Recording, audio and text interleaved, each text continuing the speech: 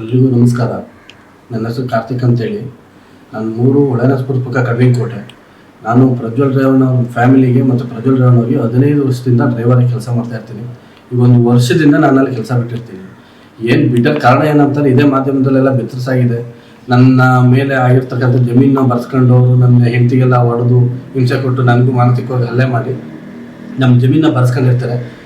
ಹಂಗಾಗಿ ನಾನು ಅವ್ರ ಮನೆಯಿಂದ ಹೊರಗಡೆ ಬಂದ ಮೇಲೆ ನಾನು ಕೇಸ್ ಹಾಕ್ಲಿಕ್ಕೆ ಅಂತೇಳಿ ಹೋರಾಟ ಮಾಡ್ತಾ ಇರ್ತೀನಿ. ಹಂಗಾಗಿ ನನಗೆ ದೇವರಾಜೇಗೌಡರು ಇವ್ರ ವಿರುದ್ಧ ಹೋರಾಟ ಮಾಡ್ತಾ ಇರ್ತಾರೆ. BJP ಮುಖಂಡರಾದಂಥ ದೇವರಾಜೇಗೌಡರು ಹೊಳೆನರಸೀಪುರದಲ್ಲಿ BJP ಕ್ಯಾಂಡಿಡೇಟ್ ಆಗಿ ನಿಂತ್ಕೊಂಡಿರ್ತಾರೆ.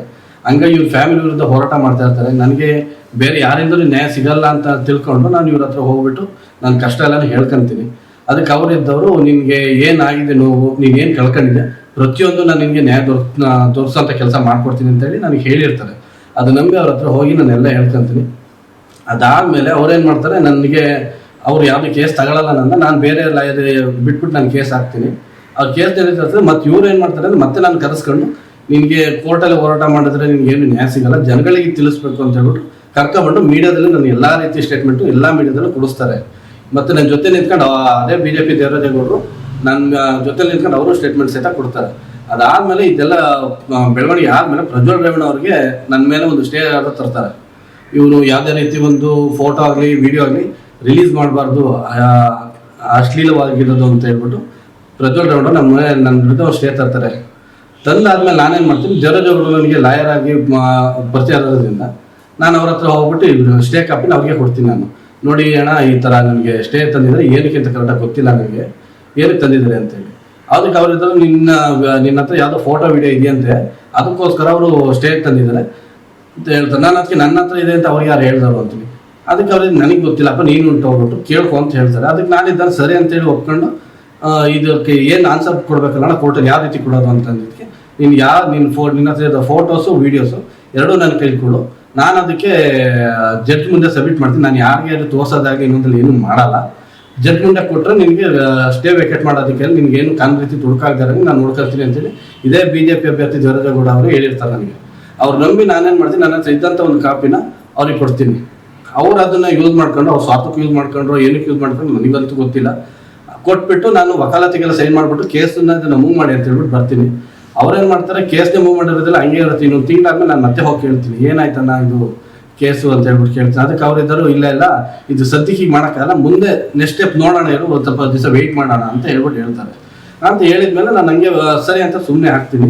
ನಾನು ಮತ್ತೇನು ಇದು ಮಾಡೋಕ್ಕೆ ಹೋಗಲ್ಲ ಅವ್ರ ಹತ್ರ. ಮತ್ತೆ ನಾನು ಅವ್ರ ಹತ್ರ ಏನು ಕಾಪಿ ಕೊಟ್ಟಿರ್ತೀನಿ ಅದು ಆ ಕಾಪಿ ಅವರೇ ಇಟ್ಕೊಂತಾರೆ. ಮತ್ತೆ ಕೇಳ್ತೀನಿ ನಾನು, ಇಲ್ಲ ಇದು ಕೋರ್ಟಿಗೆ ಸಬ್ಮಿಟ್ ಮಾಡಬೇಕು, ನನ್ನ ಹತ್ರ ಇರಲಿ ಬಿಡು ಅಂತ ಹೇಳ್ತಾರೆ. ನಾನು ಮತ್ತೆ ಕೇಳಕ್ಕೆ ಹೋಗಲ್ಲ. ಈಗ ಮೊನ್ನೆ ಅವರೇ ಮತ್ತೆ ಪ್ರೆಸ್ ಮೀಟ್ ಮಾಡಿಬಿಟ್ಟು ಈಗ ಒಂದು 6 ತಿಂಗಳು ಮತ್ತೆ ಅವರೇ ಪ್ರೆಸ್ ಮೀಟ್ ಮಾಡ್ತಾರೆ. ಇವ್ರದ್ದು ರೇವಣ್ಣ ಫ್ಯಾಮಿಲಿದು ಡಿಸ್ಟ್ರಿಬ್ಯೂಟ್ ಏನೋ ಜಗಳ ಆಗುತ್ತೆ. ಅವಾಗ ಹೇಳ್ತಾರೆ ಇವರೇನೆ, ನಾನು ಸರ್ಕಲ್ LED TV ಹಾಕಿ ಎಕ್ಸ್ಪೋಸ್ ಮಾಡ್ತೀನಿ, ನಿಮ್ದೆಲ್ಲರೂ ಜಾತಕನ ರಾತ್ರಿಯಲ್ಲೆಲ್ಲ ತೆಗಿತೀನಿ ಅಂತ ಹೇಳ್ತಾರೆ. ಅವಾಗ ನಾನು ಕೇಳ್ತೀನಿ ಅವ್ರನ್ನ, ಮತ್ತೆ ಯಾಕಣ್ಣ ಈ ಥರ ಮಾಡಿದ್ವಿ ಅಂತೇಳಿ. ಅದಕ್ಕೆ ಅವ್ರಿಗೆ ನಿನಗಿದ್ರೂ ಸಂಬಂಧ ಇಲ್ಲ, ಸುಮ್ಮನೆ ಇರು ಅಂತ ಹೇಳ್ಬಿಟ್ಟು ಇದೇ BJP ಮುಖಂಡರಾದಂಥ ದೇವರಾಜೇಗೌಡರು ಹೇಳ್ತಾರೆ. ಇವ್ರು ಹೇಳಾದ್ಮೇಲೆ ನಾನು ಸುಮ್ಮನೆ ಆಗ್ತೀನಿ. ಅದಾದ್ಮೇಲೆ ಪ್ರಜ್ವಲ್ ರೇವಣ್ಣ ಅವ್ರಿಗೆ ಟಿಕೆಟ್ ಕೊಡಬಾರ್ದು ಅಂತ ಹೇಳ್ಬಿಟ್ಟು ಇವರೇ ಅವರ BJP ಮುಖಂಡರು ಹೈಕಮಾಂಡ್ಗೆ ಇವರೇ ಲೆಟ್ರ್ ಬರೆದಿರ್ತಾರೆ. ಬರೆದ ಕಾಪಿನೂ ನನಗೆ ಕಳಿಸ್ತಾರೆ, ಯಾರ್ಯಾರಿಗೆ ಬರೆದಿದ್ದೀನಿ ಅಂತ ಹೇಳ್ಬಿಟ್ಟು, ನೋಡಿ ಇಂಥವ್ರಿಗೆಲ್ಲ ಬರೆದಾಕಿದ್ದೀನಿ, ನೋಡು ನೀ ಕೋರ್ಟಲ್ಲಿ ನ್ಯಾಯ ಸಿಗಲಿಲ್ಲ ಅಂತಂದ್ರೆ ಈ ಥರದಲ್ಲಾದ್ರೂ ನ್ಯಾಯ ಸಿಗುತ್ತೆ ಅಂತ ಹೇಳ್ಬಿಟ್ಟು ಹೇಳ್ತಾರೆ. ಅದಕ್ಕೆ ಪೋಸ್ಟಲ್ಲಿ ಹಾಕಿರೋದೆಲ್ಲ ತೋರಿಸ್ತಾರೆ ನನಗೆ. ಸರಿ ಅಂದ್ಬಿಟ್ಟು ನಾನು ಹೆಂಗಾದ್ರೂ ಸರಿ ನಂಗೆ ನ್ಯಾಯ ಸಿಕ್ಕಿದ್ರೆ ಸಾಕು ಅಂದ್ಬಿಟ್ಟು ನಾನು ಸುಮ್ಮನೆ ಆಗ್ತೀನಿ. ಈಗ ಮೊನ್ನೆ ಅವರೇ ಮತ್ತೆ ಪ್ರೆಸ್ ಮೀಟ್ ಮಾಡಿಬಿಟ್ಟು, ನೀವು ಪೆನ್ ಡ್ರೈವು ಹಗರಣ ಆದಮೇಲೆ ನಾನು ಅವ್ರನ್ನ ಹತ್ರ ಕಾಂಟ್ಯಾಕ್ಟ್ ಮಾಡ್ತೀನಿ, ಬಟ್ ಅವ್ರನ್ನ ಕಾಂಟ್ಯಾಕ್ಟ್ ಸಿಗಲ್ಲ. ಮತ್ತು ಅವರ ಈ ಪೆನ್ ಡ್ರೈವ್ನ ಕಾರ್ತಿಕ್ ಬಂದುಬಿಟ್ಟು ನನಗೆ ಕೊಟ್ಟ, ಮತ್ತು ನಾನು ಬರೋಕ್ಕಿಂತ ಮುಂಚೆನೇ ಕಾಂಗ್ರೆಸ್ ಮುಖಂಡರಿಗೆಲ್ಲ ಕೊಟ್ಟಿದ್ದೀನಿ ಅಂತ ಹೇಳ್ಬಿಟ್ಟು ಸುಳ್ಳು ಅಪಾದನೆಲ್ಲ ಮಾಡ್ತಾವ್ರೆ. ಬಟ್ ಏನಂತಾರೆ, ನಾನು BJP ಮುಖಂಡರಾದಂಥ ನಮ್ಮ ಹೊಳೆನರಸೀಪುರ ಕ್ಯಾಂಡಿಡೇಟ್ ಆಗಿದ್ದೀನಿ, ಪರಾಜಿತ ಅಭ್ಯರ್ಥಿ ಆದ ದೇವರಾಜೇಗೌಡರು ಬಿಟ್ಟರೆ ನಾನು ಇನ್ನು ಯಾವುದೇ ಕಾಂಗ್ರೆಸ್ ಮುಖಂಡರಿಗಾಗಲಿ ಇನ್ನೊಬ್ರಿಗೆ ಯಾರು ಕೊಡಲಿಲ್ಲ. ಕಾಂಗ್ರೆಸ್ ಅವ್ರಿಗೆ ಏನು ಕೊಡ್ಲಿಕ್ಕೆ ಹೋಗಲಿ, ಕಾಂಗ್ರೆಸ್ ಅವ್ರ ಜೊತೆ ಚೆನ್ನಾಗಿ ಅವ್ರ ಜೊತೆ ಒಡನಾಟ ಇಟ್ಕೊಂಡು ನಾನು ಹಾಕಿದ ಕೇಸ್ನೇ ಅದು B ರಿಪೋರ್ಟ್ ಹಾಕ್ಬಿಟ್ಟು ಇದರಲ್ಲಿ ಏನು ಸಾಕ್ಷಿ ಇಲ್ಲ ಅಂತ ಹೇಳ್ಬಿಟ್ಟು ಕೊಡ್ತಾರೆ. ನಾನು ಅಷ್ಟು ಸಾಕ್ಷಿ ಎಲ್ಲ ಕೊಟ್ಟರು ಅಂಥದ್ರಲ್ಲಿ ಕಾಂಗ್ರೆಸ್ ಅವ್ರ ಕೈ ನಂಬಿ ನಾನು ಹೆಂಗೆ ಹೋಗ್ಲಿ ಅಂತ ಹೇಳ್ಬಿಟ್ಟು ಇವ್ರ ಹತ್ರಕ್ಕೆ ಹೋಗಿದ್ದೆ. ಬಟ್ ಇವರು ಇದೇ ಥರ ಮೋಸ ಮಾಡಿದ್ರು ನನಗೆ. ಈಗ ಮೊನ್ನೆ ನಡೀತಾರ ವಿದ್ಯಮಾನ ಏನಂತಾನೆ, ಇವ್ರು ಬಂದ್ಬಿಟ್ಟು ಪೆಂಡ್ರವ್ ಇವರೇ ಹಂಚಿದ್ರು, ಇನ್ನೊಬ್ರು ಕೊಟ್ಟು ಹಂಚ್ಕೊಂಡ್ರು, BJP ಹಂಚ್ಕೊಂಡವ್ರು ನನಗೆ ಅದು ಗೊತ್ತಿಲ್ಲ. ಬಟ್ ಇವ್ರು ಒಬ್ರಿಗೆ ಬಿಟ್ಟರೆ ನಾನು ಯಾರು ಕಾಪಿ ಕೊಟ್ಟಿಲ್ಲ. ಈಗ ನೋಡ್ರಿ ಅವ್ರು ಬಚಾವಾಗೋಸ್ಕರ ನನ್ನ ಮೇಲೆ ಇಲ್ದಾರ ಅಪಾದ ಹೊರಿಸ್ತಾರೆ. ಕಾಂಗ್ರೆಸ್ಸರಿಗೆ ಕೊಟ್ಟಿದ್ದಾರೆ, ಇನ್ನೊಬ್ರಿಗೆ ಕೊಟ್ಟಿದ್ದಾರೆ. ನಾನು ಕಾಂಗ್ರೆಸ್ಸಿಗೆ ಕೊಡೋದಾಗಿರೋ ಸ್ವಾಮಿ, ನಾನು ಯಾಕೆ ನಿಮ್ಮ ಹತ್ರ ಬರ್ತಿದ್ದೇನೆ ಕೇಳೋದಕ್ಕೆ? ಅದಕ್ಕೋಸ್ಕರ ಇದಾಗಿರೋ ಅನ್ಯಾಯಗಳನ್ನೆಲ್ಲನೂ ನಾನು 15 ವರ್ಷ ಅವ್ರ ಮನೇಲಿದ್ದು ನೋಡಿದ್ದೀನಿ. ಅವ್ರು ಏನೇನು ಮಾಡಿದ್ದಾರೆ, ಯಾರು ಬಂದಿದ್ದಾರೆ, ಯಾರು ಹೋಗಿದ್ದಾರೆ, ಎಲ್ಲ ನನಗೂ ಅವ್ರು ಒಳ್ಳೇದು ಕೆಟ್ಟದ್ದು ಎಲ್ಲ ನಾನು ನೋಡಿದ್ದೀನಿ. ಅದಕ್ಕೆ ನನಗಾಗಿರೋ ಅನ್ಯಾಯ ಇನ್ಯಾರಿಗೂ ಆಗಬಾರ್ದು ಅಂತೇಳಿ ಅವತ್ತು ನಾನು ಪ್ರೆಸ್ ಮೀಟ್ ಮಾಡಿದ್ದೆ. ಅದಕ್ಕೋಸ್ಕರ ಈಗ ಮೊನ್ನೆ ನಮ್ಮ ಜೊತೆಲಿ ಕೆಲಸ ಮಾಡ್ತಿದ್ದಂಥ ಒಬ್ರು ಪ್ರೆಸ್ ಮೀಟ್ ಮಾಡಿದ್ದಾರೆ. ಅದಕ್ಕೋಸ್ಕರ ಅವ್ರ ಹಂಗೆ ಬೇರೆಯವರು ಬಂದು ಹೊರಗಡೆ ಬಂದು ಮಾಡಿ ಅಂತ ಕೇಳ್ತೀನಿ. ಈಗ ಇದಕ್ಕೋಸ್ಕರನೇ ನಾನು SIT ಮುಂದೆ ಇವತ್ತು ನಾನು ಹಾಜರಾಗಿ ನನ್ನ ಹತ್ರ ಇರೋ ಡಾಕ್ಯುಮೆಂಟ್ ಎಲ್ಲ ಸಬ್ಮಿಟ್ ಮಾಡಿ ನಾನು ನನಗೇನು ಗೊತ್ತಿದೆ ಅದೆಲ್ಲ SIT ಮುಂದೆ ಹೇಳ್ಕೊಂತೀನಿ. ಇದರಿಂದ ನ್ಯಾಯ ಸಿಗುತ್ತೆ ಅಂತ ಅನ್ಕೊಂಡಿದ್ದೀನಿ. ಇದಾದ ನೆಕ್ಸ್ಟ್ ಸ್ಟೆಪ್ ನಾನು ಕೂಲಂಕುಷವಾಗಿ SIT ಮುಂದೆ ಬಂದಾದ್ಮೇಲೆ ಮೀಡಿಯಾದ ಮುಂದೆ ಇದೇ ನಿಮ್ಮ ಮಾಧ್ಯಮದ ಮುಂದೆ ಬಂದು ನಾನೆಲ್ಲಾನು ವಿವರವಾಗಿ ಹೇಳ್ಕೊಳ್ಳೋಂಥ ಕೆಲಸ ನಾನು ಮಾಡ್ತೀನಿ.